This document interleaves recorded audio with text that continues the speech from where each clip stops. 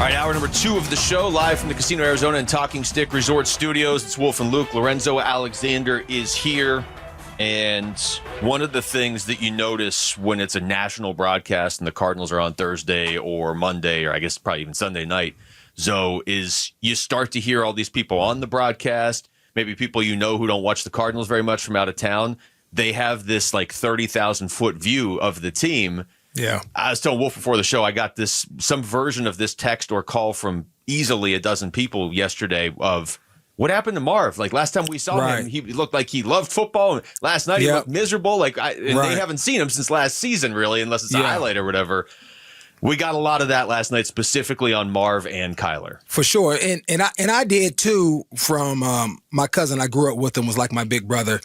And, you know, me and Wolf probably have had the same experience, right? Just family members that'll hit you up. Why y'all doing this? What's going on when you played? Or and have no clue about football. This dude, my cousin Tommy, he knows football. He rarely hits me. He only hits me when it's like I need to know. Obvious, right? Obvious. Like, what's going on, man? And so he just hit me, was like, do you think the Cardinals regret taking Marv? You know, do you think that they wish they took Neighbors or Roma Aduze? And, you know, when I see him out there, this is just me paraphrasing, and I think it's still too early to say this, but he was like, when I see him out there, he's polished, right? Smooth, runs great routes, but I don't see the desire to be great. He mentioned his dad. His dad had a desire about him, but came from humble beginnings. You know, obviously that means that his son, and I have to deal with this too, Wolf does with his son, right? Yep. The way our kids grew up is a little bit different, or a lot different in a lot of situations, right? And so the mentality about what this game can provide and what it does for you is slightly shifted. And as a dad, you have to really hone in on that, especially if you see your kid loves this game, right? And they want to go along with it, but it takes a certain level of desire and hunger that sometimes you don't get when you know you're good, right? You know, I had to use this game to go to college. So it's a little bit different, my kids. And I'm glad that reality exists. He doesn't have to beat himself up unless he's passionate about this game in order to do that for him and his family, right? Or his future. But there is something to say to that. And like I mentioned in the last segment about like when that ball was picked off, there wasn't a sense of urgency to go get the dude down, right? You can talk about catching the ball and all this. It's a level of violence and want to and intensity that you got to have. Oh, man, I just made a mistake. Dudes returned the ball. I got to go get the ball. It was like, I'm still thinking about what just happened. Mm-hmm. And the play's going on around. The play is going on. So that's disheartening, you know, and I actually had that thought in the moment. And then I got that text from my cousin. I'm still optimistic because of who he is and how I've seen him work. And I know he wants it. And the way he displays is just different because he's a different. He's different. I don't say, I guess, soft-spoken or that type of mentality when I've been around him, right? That's just how he is. And so I think that sometimes comes off like, does he really want it? You want to see a dude that's out there, I want it now, give me the ball, throw me the ball, right? Like him in the second half. But that's the way he manifested. I don't know if he said that. Yeah. Right? It manifested in him going up and getting the rock and stuff like that. And so I think his persona, sometimes people get it conflicted with whether or not he really wants it.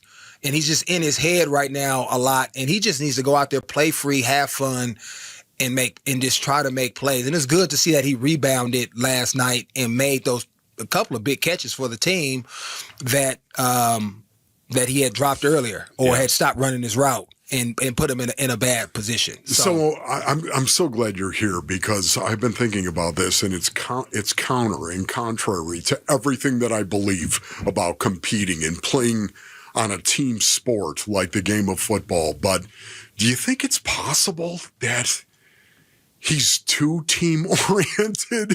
Do you want to see him almost be a little selfish? And say, get me the ball, and be aggressive that way and have a sense of urgency. And yet at the same time, but how contrary selfish. That is. I don't think that's selfish. It's like self-assertive. I think it's like, give me the ball. Like, I'm open. Like, I'm better than you, DB. Like, I don't even care who's out here. You have to have more competitive, a little bit of swagger to you that I can just take it to the next level. And I don't know if because he's been better than everybody else, and he's never really had to assert himself like that and act like he's bigger than what he is. Might be it. It could be. Sometimes talent can be a curse in that, where now it's everything. I don't know how to respond or how to communicate that, or how does that look like, because I've never been that dude where some people have to put that mask on just to get out there because I'm not good enough, but I'm about to mentally think that I'm good enough and go out here and make plays, right? And so I do want to see that, like, give me the ball. I'm better than you. I'm bigger than you. You can't guard me. Just like Trey McBride. Every time he gets up, he's telling the DB, "You cannot guard me." I don't care what. He's giving him the crowd. You have to have some of that. You have to have some of it to you, and it doesn't make you a mean person or a bad person or a cocky person.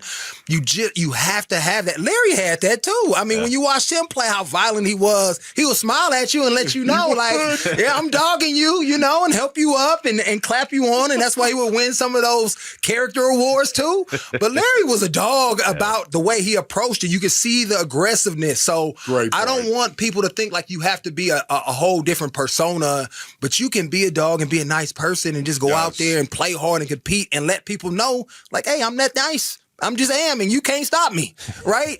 Smile about it and help you up. We know it. Your wife's up there watching it. They see it. And so it's this. That is what I want to see, right? It has to come out a little bit more desire, at least. And I don't know, and I know he wants it. I know he puts does. in the work. He almost like he wants it too much.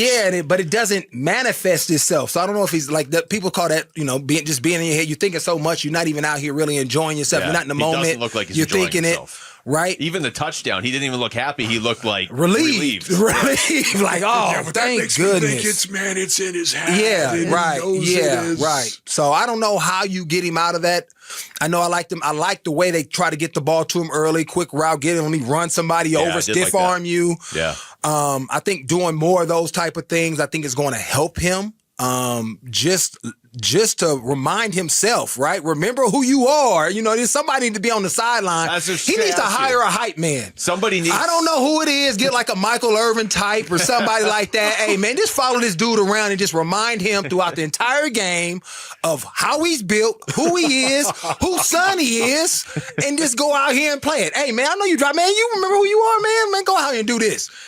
Hey, I'll do it. Hey, hire me. I'll show up and be an ultimate hype man. You need an assistant, so you bring me along with you so I can stand on the sideline. Right, man, because the dude is just too good of a dude. He puts the work in not to believe, or at least, when he's on that field, that he can be that dude and be better than everybody else. Can you imagine if he showed up for the Tennessee game dressed like Michael Irvin, walking in, acting like Michael Irvin? Whatever it takes. First down dances. Whatever it takes to get to that mode. You nailed it like 2 weeks ago when you're like, Kyler's kind of an introvert. Marv's kind of an introvert. So there's probably not going to be a lot of like hyping him up conversations. Marv could write a book. It'd be a nicer book. He could say, just give me the dang ball. Yeah. Right. And then A.J. Brown could read it on the sidelines while the Eagles are playing. Thanks for watching Wolf and Luke. Tap to see more and click the button in the middle to subscribe to Arizona Sports.